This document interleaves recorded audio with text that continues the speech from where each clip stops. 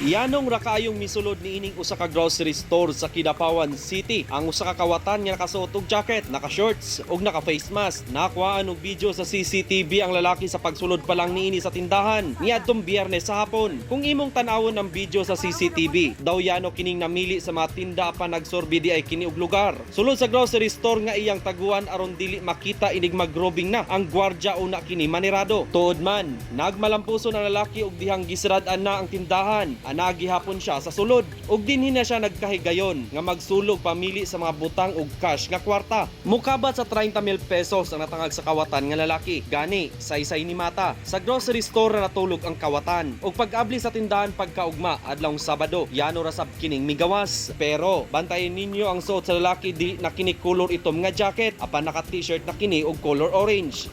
Pagkaugma mo to, ang nakasulod na ang ubang trabahante, nakita siya nga nakasulod diri. So wala kabalo mong kauban na diri dayto natulog.